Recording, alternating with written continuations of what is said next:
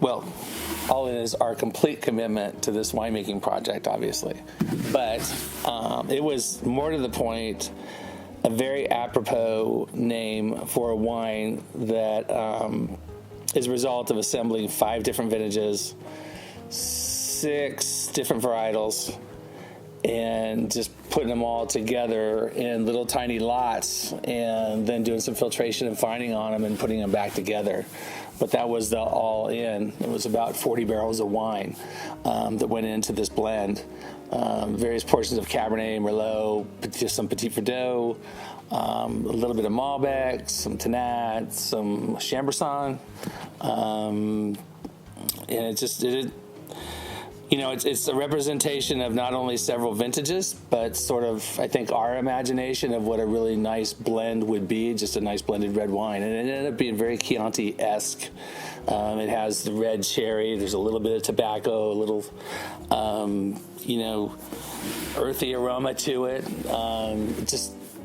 It's really wonderful food wine. It's something you sit down at a table with a lot of friends and drink with pretty much anything: cheese, meat, fish, whatever. And it's been a lot of fun. And then the other thing is, we didn't realize it at the time that we made the wine, but the AllIn is Dabo Sweeney's philosophy of life as regards the field of football players, the coaches, everybody, I don't know, relatives and announcers, but it's his philosophy about commitment to life, to the program and whatnot. And we actually took a case of wine down to Clemson, and he sent me a very nice letter after receiving it that he'd keep it in his collection. So we just thought it was a really interesting irony, but it's worked out pretty well.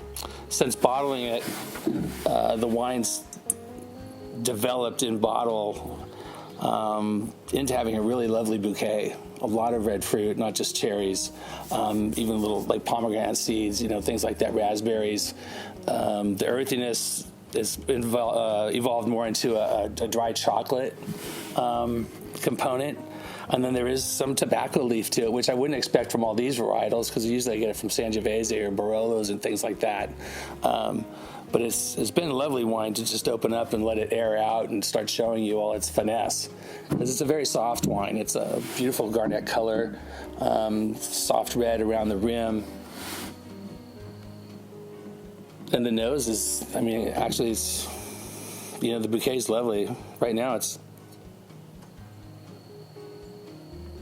with a very floral quality to it, and that's going to change in another 20 or 30 minutes while we're just sitting here talking, which is great. That's what you want from a nice red wine, I think, or a white wine, is that it shows you a lot of components of its personality as it starts to unwind a little bit with the change in temperature.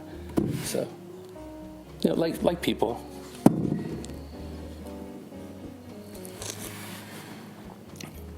Yeah, but I was asked once to sit there and describe it while I was drinking, and next thing I knew, the glass was gone, because it's a very mouthwatering wine.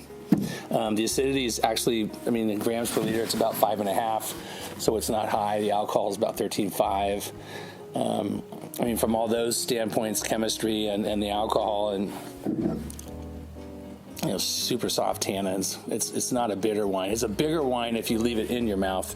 As I was telling someone once before, that it has 2 different personalities. It's the one after several hours of aging, in a decanter, and then swishing it in your mouth. That definitely gets more aggressive, and you want some bigger, juicier food with it. But right off the bat, if you were just to have it at a plate, just cheese and some soft meats, maybe some sliced breast of duck or something like that, would be really fun with it.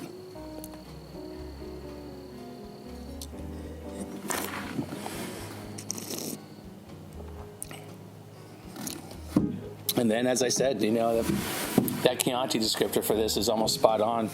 And I spent a lot of time in California making Sangiovese for the great one, Lorenzo Petroni, and I swear he would have loved this wine. He would have showed up with a roast chicken on our Saturday meetings and just started downing this. In his honor, we make these wines. But it's just super. Really soft tans, boast, a lot of nice red fruit, and the mid-palate just boom, and then pretty soft finish.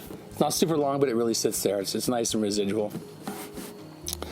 But that's about it. So it was a really fun wine to make, to put all those components together. It took forever to put the blend together. But once everything was done and said, now we're sitting here, since August, 6-7 months later, and the wine's really coming out to be a stalwart as far as our portfolio is concerned. People seem to really like it as a nice international world class wine style. So I think it'll do wonders for us.